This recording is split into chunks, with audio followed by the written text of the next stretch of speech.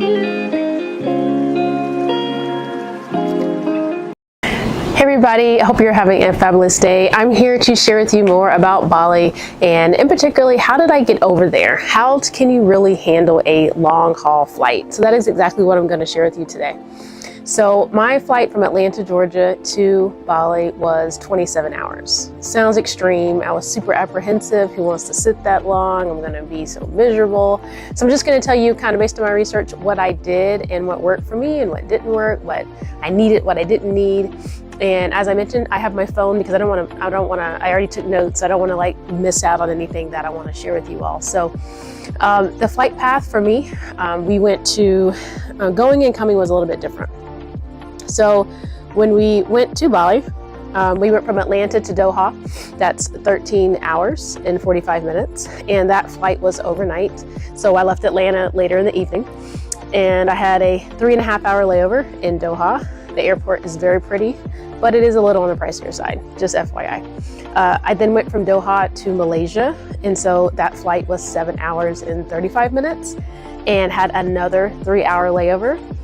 And then the last stretch was Malaysia to Indonesia, and that was 3 hours and 5 minutes. So that was kind of the breakout of me getting there, for those of you that are curious. And yes, there are a lot of ways in which you can plan your trip in terms of, do you want to have a long layover or a short layover? And do you want to get over there as fast as you can, or do you not really care?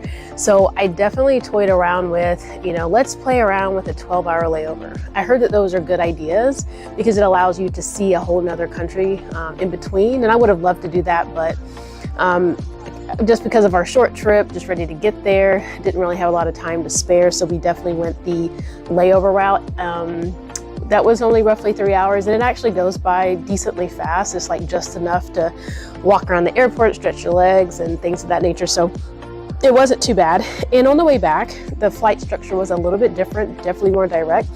So that one was from Indonesia to Doha, which was 9 hours and 30 minutes. And keep in mind, you're on an airplane. It's a pretty long haul flight. The longest one, however, was from Doha to Atlanta, and that was a 15-hour flight. And I think that's what freaked me out the most. I go, hey, I've got to figure this thing out, what I'm going to do so that I am comfortable.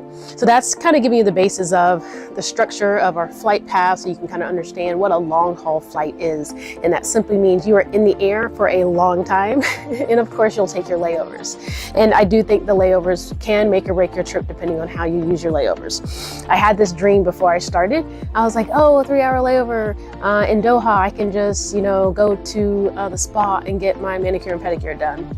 Yeah, it was very expensive. I was actually very shocked. It costs more in Doha than it does in the US at the time of my travel, at least. Okay, so breaking right into it, you're on a long haul flight. What I needed to figure out first is, where did I want to sit on the plane? I'm typically a window sitter / sleeper. But I was like, 9 hours, 15 hours, 7 hours, it's a long time. I was like, I know, number one, you got to drink water. You got to drink water on flights in order to be healthy, stay sane, don't get so much inflammation.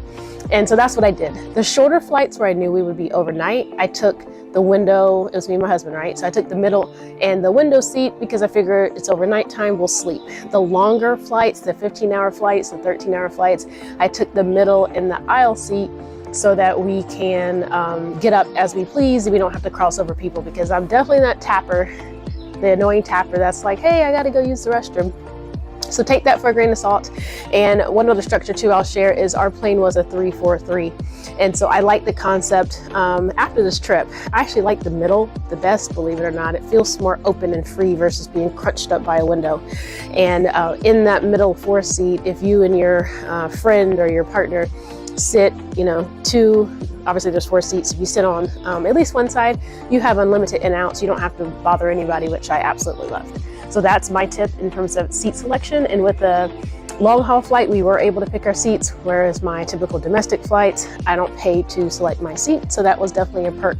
So definitely whenever you're doing your check-in, keep checking so that you can go ahead and do your seat selection. And you can always call the airline as well to get your seat selection. Okay, so jumping right into it, I've kind of talked to you about kind of where I sat. Now I'm going to talk to you about kind of what you need. So I've already done the video on the bigger suitcase initiative that's already stowed away, that you handle with your baggage, right? You've already taken care of that. So what is left? I actually have this one to share in this video. This is one of the bags that I had, but most importantly, if I have a big Columbia book bag that has lots of zippers and compartments that I really enjoy. So that is my bulk. I take it on every single trip with me. It has the water bottle sleeves, lots of pockets. And then inside that bag, I had this bag, which I'll explain to you in a second. So there are certain things in my travel bag that I personally don't take out because I know I'm going to need it on every trip. Those things include earplugs. I use Max earplugs. I'll put them in the link below. Earplugs are always great. Headphones are great. Chapstick is great.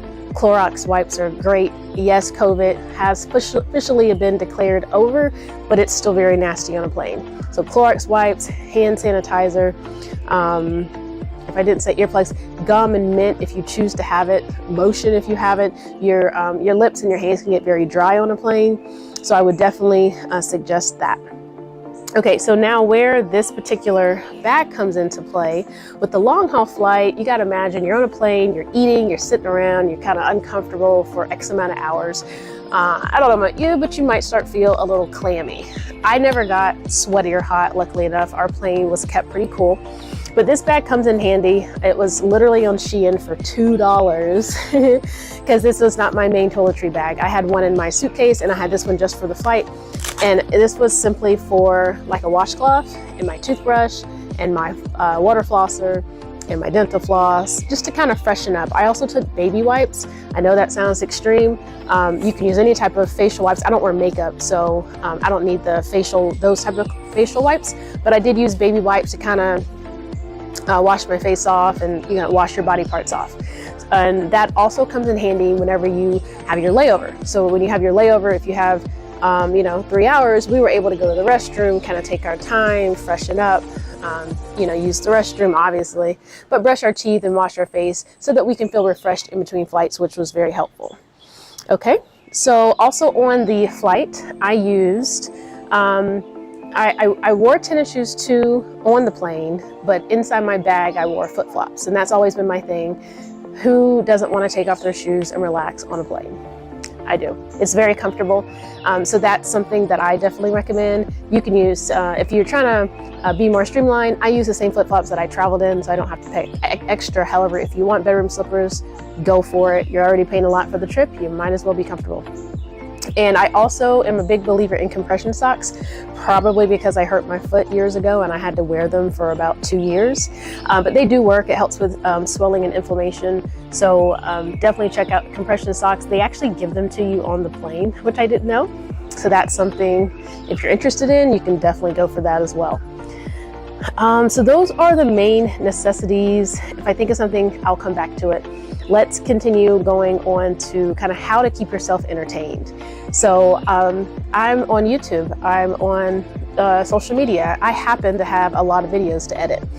Did I edit a lot? Not really. I actually try to relax. But for those of you that are in that space, depending on what type of trip you're on, obviously you need your computer. And if there's anything on a device, you might want to have that. I have an extra phone, so I was able to take that and edit some of my videos. So that's something that you can do. I downloaded a lot of Netflix, which I did binge watch. I know I'm still not done with Ozarks, but I did binge watch Ozarks, which helped me tremendously on that 15-hour flight coming back with my husband. And podcast and music and whatever you need if you're a Kindle. So you gotta definitely do your prep. And again, you have to do those typically the week of your trip because they will expire. So keep that in mind as you start to prepare. I would hate for you to like download Netflix on your device 2 weeks before you travel and it's no longer there when you take your trip. That would be terrible. So the Hulus of the world, definitely like Prime. I downloaded some movies on Prime. And yes, my flight did have in the infotainment center on the back of the seat, It was just blah. I didn't see any I mean, I did watch Nope on there. There just weren't that many that I wanted to watch. But what I will say, and again, I flew Qatar Airlines. I do a whole video on that next. But they did have a good variety of kind of what to watch. So I thought that was pretty cool too. Okay, so coming down, I already mentioned to you, when you get on the plane, they're going to provide you headphones. They're going to provide you socks. They're going to provide you a pillow and a blanket. And I'm thinking there's one other thing. And I read so many reviews about like how nasty the blankets are. They don't wash them, da da da. And my plane was freaking cold. And that blanket, I hate to say it, guys, I used it. I mean, it was a fleece blanket. I was fully clothed like this. Nothing was touching my skin. I already knew to dress comfortably. I had a sweatsuit on. I'll put that in the description below because I did a lot of research on that because I wanted to be very comfortable for the entire trip. And yeah, I used the blanket, and I used the pillow as a lumbar support because I'm old, AKA. But no, I used that for lumbar support, or I just put it on the floor if I didn't need it. So an alternative, which I did pack in my bag, was a towel. So I knew that we would be doing, again, a lot of outdoor activities. And with that, I took a towel that's very collapsible that you can also use as a blanket. So that'll also be in the description box below. Alrighty, so the other thing that I packed in the bag that I didn't end up needing like I thought I did until the very end was a change of clothes. So when you hear of a 3-hour layover, you're like, oh, I have plenty of time to kind of, change clothes, relax before my next flight. Just by the time you have to go through so many security checkpoints and like so much stuff, it really does go fast. But just in case, I brought shorts and short sleeve shirt, just in case I wanted to lounge around. Now, I did use that for when we landed. I wanted to already be dressed because I had, a light sweatsuit on. I didn't want to go on that in, 80-degree weather. So as soon as I was at my, you can do it your last layover, depending on how long that flight is, or you can change when you get to the airport when you get there. But it's just nice to have that change of clothes with you. Always take a pair of panties, boxers, whatever you're using. You might as well just stay fresh in that area, if you know what I'm saying. And for ladies, the recommendation was panty liners. Just having that panty liner in your bag may be very, very helpful. So something that I learned, and a little bit of disappointed at the same time. So I was told when we got to the airport that they would have free showers, and that is not true. And I'm only speaking on the Doha airport and also the Malaysia airport. The showers were not free. If they are, please comment below because we didn't see them. We asked several people and they said no. What they did all tell us was to go to the luxury lounges. And so there were so many of those where you could spend $50 or whatever in order to take a shower, have full buffet of food, unlimited drinks, alcohol, you name it. And we just didn't, we were like 3 hours, $50 a pop, it's either $30 to $50 a pop. We were like, nah, we're good, we'll save our money. But if you want to splurge, if you have points on your airline, go for it. It seems fun. The last thing that I want to do for a layover for a long haul flight is to sit down. And that's kind of what the lounges were. Nice leather chairs. I was not interested in that, and so we chose to walk. Even with Doha, we went to upstairs to the gym. Of course, y'all know me. With the same thing in mind of maybe we can just use the shower and not really work out, or maybe we can walk on the treadmill and take a shower. That also got pretty pricey. It was cool though that they had the full-size gym in the airport, but there were not a lot of people up there at all. But that is what I packed in my suitcase. Oh, the neck brace is super crucial. I did a lot of research on Amazon. I didn't find one, to be honest. And I went right to Marshall's and found a perfect one. It was soft and memory foam and all of that. So I'll teach you one quick neck brace hack, which is most people will put their neck brace kind of around their neck and snap it in the front. And as a result, they claim you bob because your neck is sitting so far away from the seat. If you twist it around, you can kind of sit your chin on it as you sleep so your head's not bobbing crazy. So I did both ways, and I don't know, I kind of like it in the front better, like the research says. So meaning the button is in the back for your neck brace. And I didn't need a window, I didn't need this. Of course, with the With the seats, you can angle the headrest. That's what my husband does, so his head stays confined into the headpiece of the seat. But that's something else that you can do that might be worth. So let me scan real quick. I think I've shared with you everything that I took on my flight. Oh, if I didn't emphasize snacks, definitely take snacks if you can. You don't want like a lot of carby snacks because you'll be like carved out. I saw so many people, I mean, eat, sleep, drink, sleep. I mean, you'll see it all.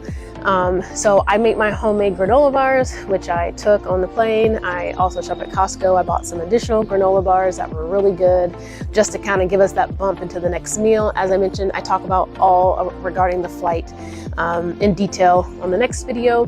But for what I packed, that's what I packed. I had everything that I needed. And oh, the other thing, as I mentioned in my last video, was a small satchel. So not only did I have this under my seat in front of me, I had a small bag that was also inside my book bag. Small bag meaning, and I'll show you a picture, you can get after a race, like the freebie bags, because what you're going to want is you want to utilize your leg space. You don't want to have your big bulky carry-on or your bulky book bag under your feet for 8+ hour flight. And so I put that in the overhead bin. And so under my feet, I had the satchel, which had, you know, the neck brace, my tablet, my books, whatever you may need. And then I had this for my toiletries. And it was just so nice to have so much foot space under my seat. So I wasn't feeling crammed. That would be the game changer that I feel a lot of people might not know, but it helps too. So you're not up and down, opening the overhead bin throughout the entire flight. It's super annoying, right?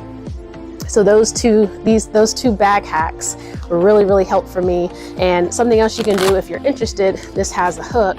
And so if you want to hook it onto the seat in front of you, it can kind of dangle as well. So I hope those tips help. Make sure that you watch the next video. I'm going to tell you all about Qatar Airlines, and hopefully that gives you some guidance on what to pack and how to pack for a long haul flight. Be sure to keep watching. Bye.